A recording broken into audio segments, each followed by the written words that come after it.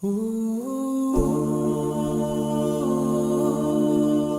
الله الرحمن الرحيم. الحمد لله على إحسانه والشكر له على توفيقه وامتنانه، وأشهد أن لا إله إلا الله وحده لا شريك له تعظيما لشأنه، وأشهد أن نبينا محمدا عبده ورسوله صلى الله عليه وعلى آله وأصحابه وسلم تسليما كثيرا. Assalamu alaykum va rahmatullohi va barakatuhu. Hurmatli ustozlar va qarindoshlar, bugungi axloq darsimizning temasi, ya'ni sadoqatmandlik, vafodorlik to'g'risidagi 3-dars. Biz o'tgan kechki darsimizda shu sadoqatmandlik, vafodorlik to'g'risida so'zlab o'tgan. Bugungi darsimiz yana vafodorlik, ayollarning orasidagi bir-biriga bo'lgan sadoqatmand vafodorlik to'g'risida. Haqiqatan Allah subhanahu wa ta'ala ayollarning orasini katta bir aqd, ya'ni nikoh aqdisi orqali ularning orasini jam qildi. Bu to'g'rida Allah subhanahu wa ta'ala Qur'oni Karimda shunday aytadi: "Va akhadna minkum mithaqan ghalidha." Ya'ni ayollar sizlardan nihoyatda kuchli bir ahd misaq oldi.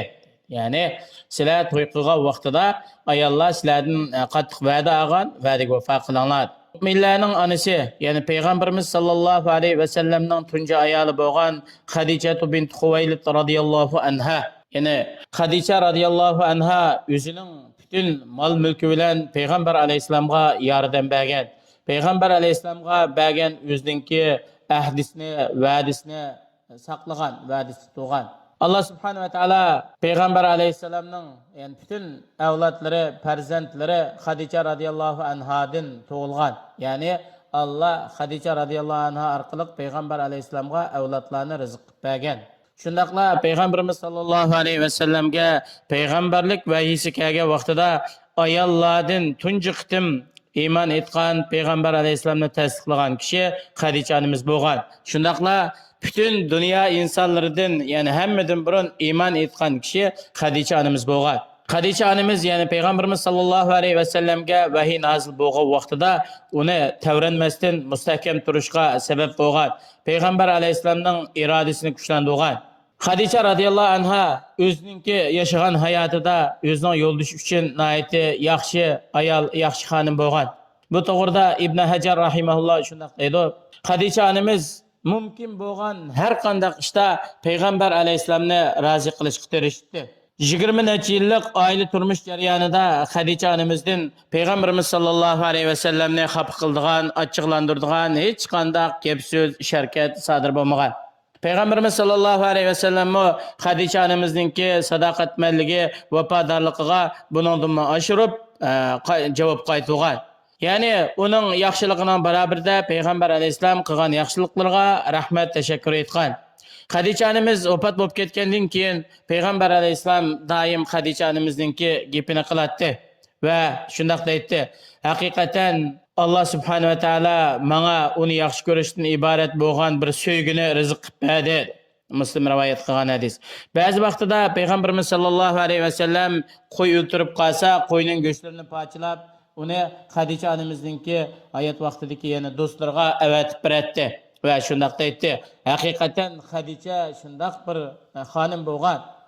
Men Hadicening do'stlarini yo'qlayman. Allah subhanahu wa ta'ala uningdan menga farzandlarni ato qilgan. İmam Buxoriy rivayet qilgan hadis.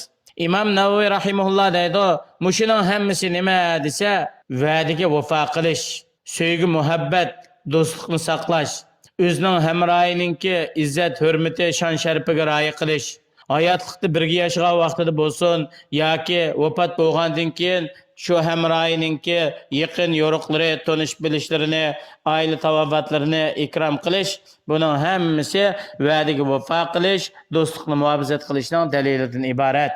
Yana sadoqatmandlik, vafodorlikning yana bir turi ilm ahli, olim ulamolarni yaxshi ko'rish, ularni o'z o'rnida hurmatlash, ikrom qilish. Chunki alim ulamolarimiz bo'lsa, bular payg'ambarlarningki izidan mangan va dinni yetkazishni o'z ustiga olgan kishilardir.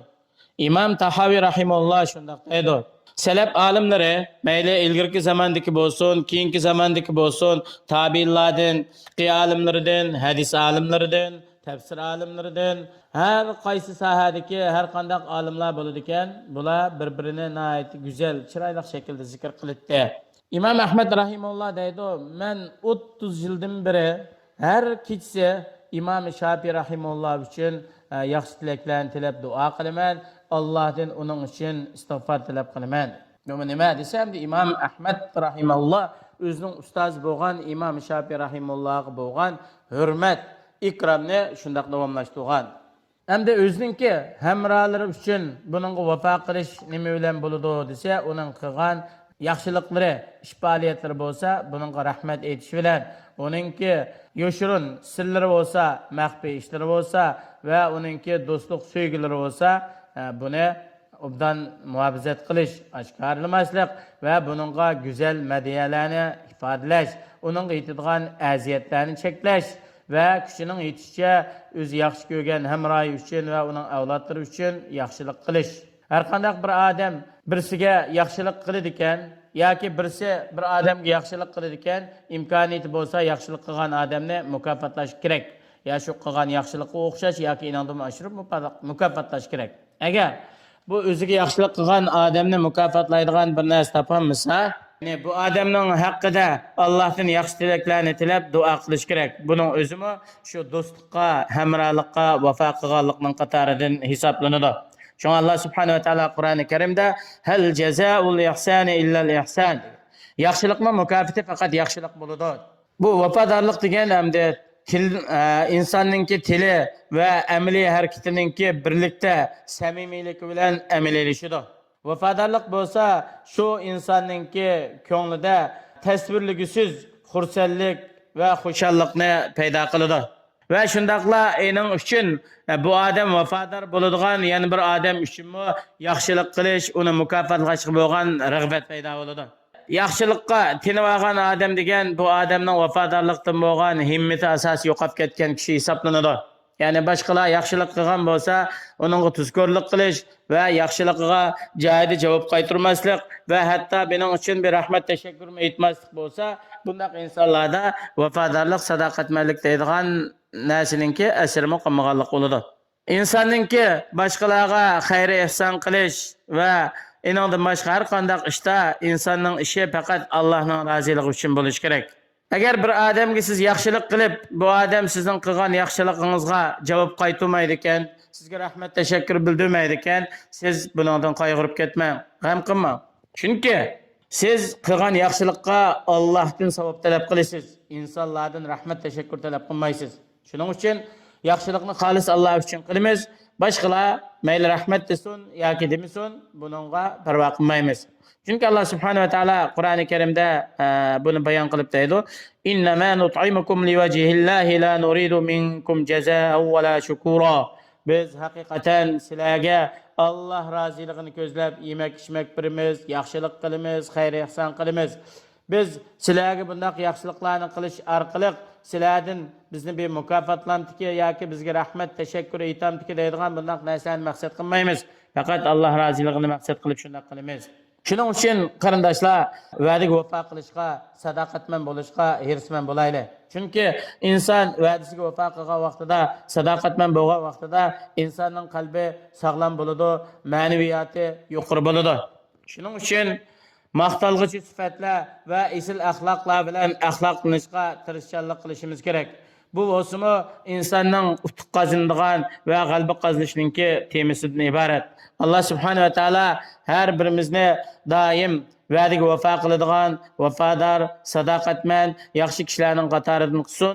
Vassalamu alaykum va rahmatullohi va barakatuh.